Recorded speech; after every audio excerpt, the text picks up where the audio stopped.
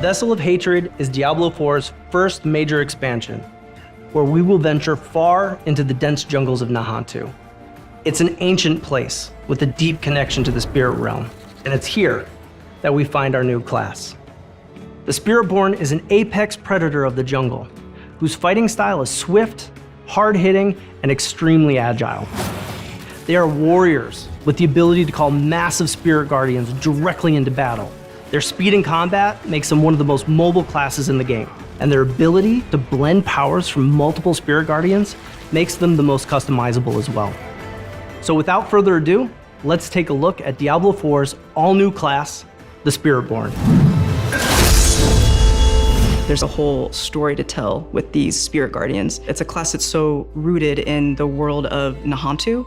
They're able to connect with the spirit realm in a way that no other people have. You call the spirit guardians into battle with you. They infuse all of your skills and you channel and fight alongside them. I remember early in development, the class team coming to me so excited about this piece of concept art. It was a hero holding this quarterstaff high into the sky, and this massive spirit creature was rising up behind him. And that's where the Spiritborn began.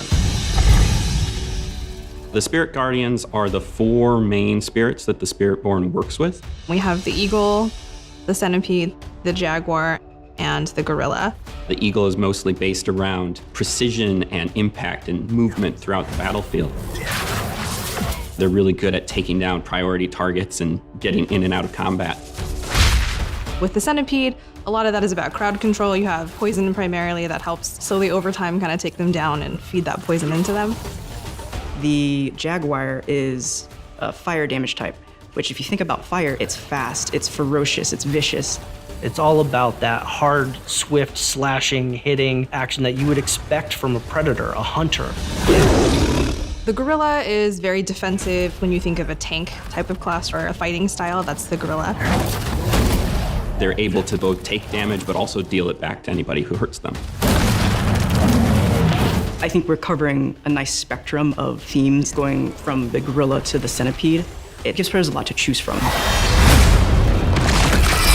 Even though a lot of our powers are inspired from many classes that we've seen across the franchise, we really felt it was important to do something new. The Spiritborn's playstyle is very unique because it's got the speed and the agility of the rogue, but it's also physically brutal, just like the barbarian, and that's all layered with these fantastical effects, very similar to the sorcerer.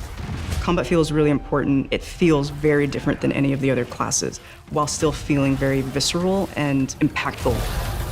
You can assign skills for any of the spirit guardians to your skill bar, like maybe something from Jaguar that you want to hit quick and you want to hit hard, but you also want to have an option to defend yourself and maybe take a step back, so then you would choose something from the gorilla skill kit instead. The Spiritborn's class mechanic is called the Spirit Hall. Players can choose from the 4 spirits to empower their skills with a passive ability that allows them to further customize their builds with devastating effects based on each spirit's core themes. There's a playstyle to fit anyone.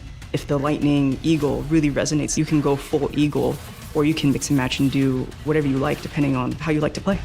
The ultimates are all pretty amazing because you manifest the entire spirit into the world and they destroy everything for you while powering you up. The centipede, for example, it bursts out of the ground. It's basically throwing poison everywhere, and it just feels really awesome, and it makes you feel insanely powerful. The Spiritborn's bringing 2 new weapons to the game. The first one was the glaive. It's a double-bladed staff weapon that's very focused around heavy damage.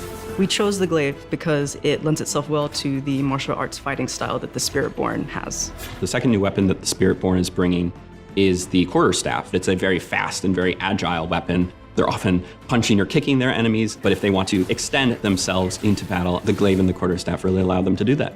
Along with these new weapon types, the Spiritborn will also have brand new legendary affixes to complement a player's preferred build and playstyle. You're in combat, building up this momentum, gathering all the energy from these spirit creatures, and then unleashing those spirits upon the battlefield. It's such a good flow that you want to repeat that over and over again. Each of the guardian spirits are infused with personality and different types of visuals. That ability to make your own version of a Spiritborn is a highlight that players will really enjoy. As you see more of the story and understand why the ancestry and the spirit guardians are so important to Spiritborn, seeing that tie-in a very unique new way is going to be an exciting thing for players to experience.